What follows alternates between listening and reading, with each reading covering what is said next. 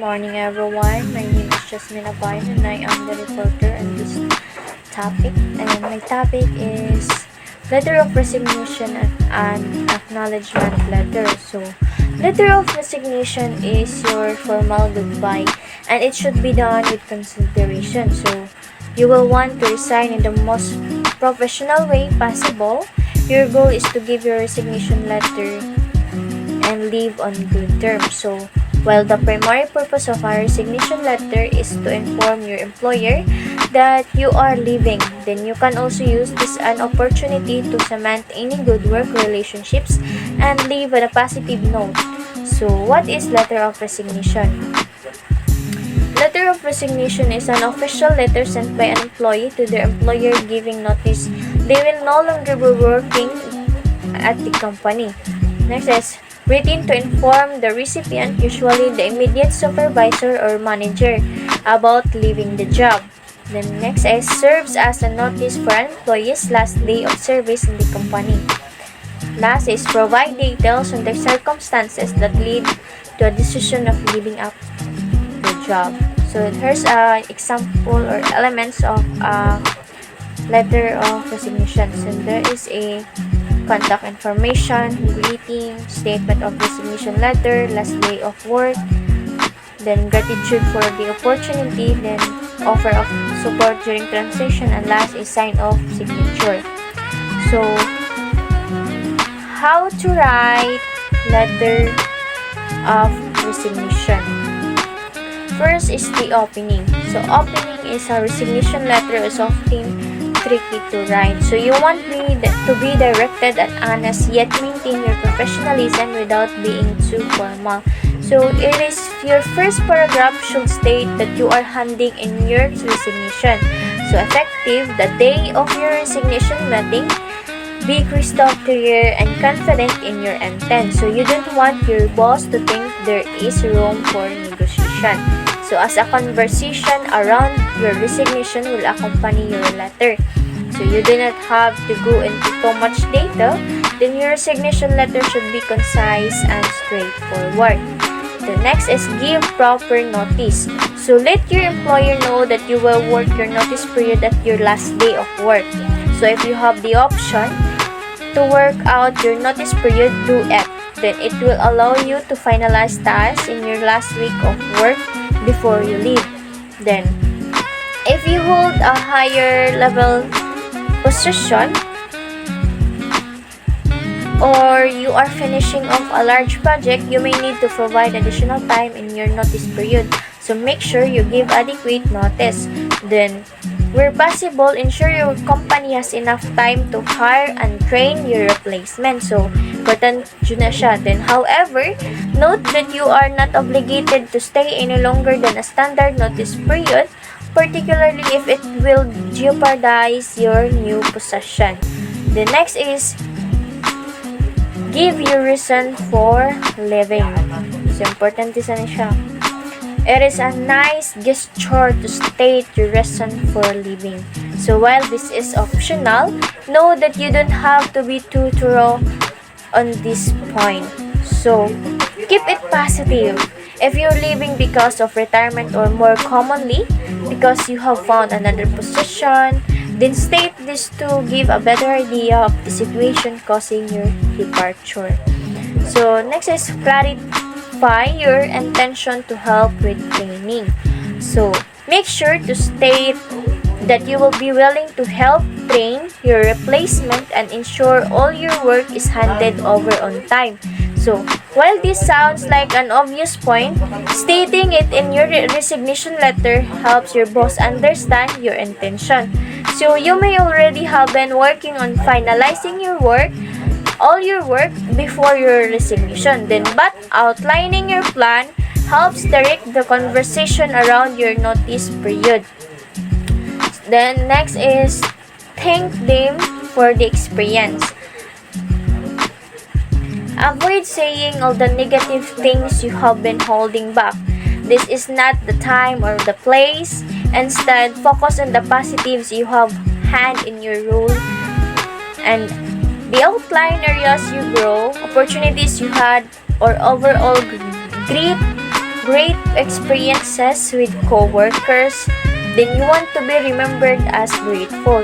Then if you cannot find any kind words to say, keep it simple and say, I appreciate the opportunity afforded to me at company XYZ, like that.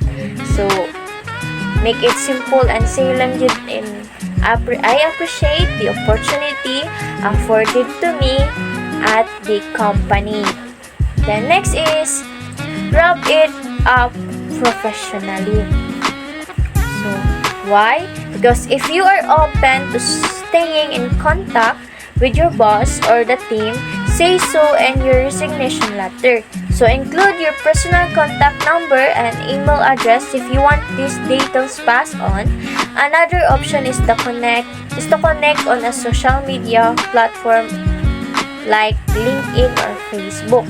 Then the end on your resignation letter with warmly or kind regards or something similar just before you write your name or sincerely. So make sure mix your letter to formal, then while the others are warm but professional. And then we will move on the letter of resignation. We will tackle next is about acknowledgement letter. So acknowledgement letter is written to inform the receiver that a previous communication has been received.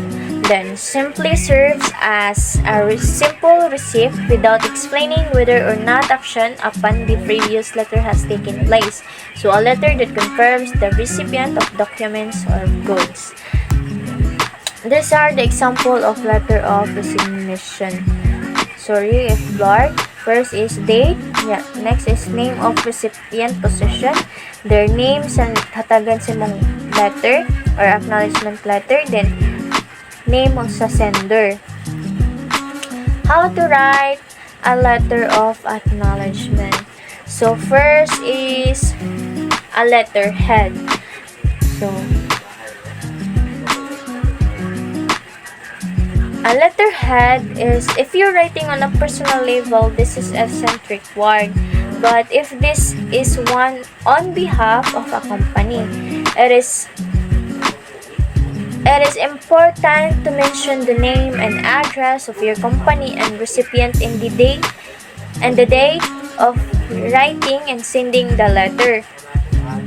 And next is header. So header is below this. You will mention the date.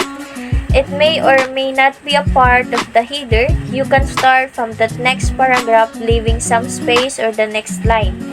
So next is subject. Subject is, we'll talk about what was acknowledged, and it can be replaced by reference to a previous case or invoice number.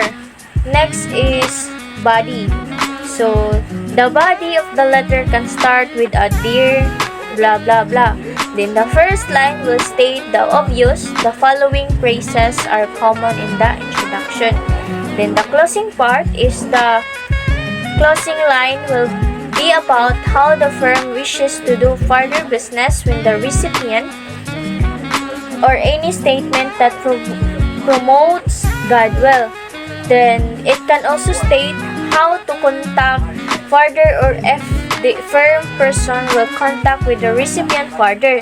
In case there is any necessity, it can end with a thank you to, followed by a personal signature on behalf of the company. So keep in mind that automated acknowledgement letter doesn't include any sort of personal signature. So tips for you in acknowledgement letter. A few more things you'll need to remember include, firstly is timing. So the confirmation should be given when the materials are in hand. Delay will only create confusion and anxiety. From another point of view, delay is again better than never even acknowledging. Because Delay can be apologized for. Not acknowledging doesn't have a fix. So secondly, outline. Then check the dates, specification, make a list of the points and plans the placement of your information. Then take your time here. Then consider reading from the recipient perspective and sound sincere. Thirdly, keep it short and polite. Then there you have the perfect receipt to a perfect letter of acknowledgement. That's all for my report. And thank you. Have a nice day.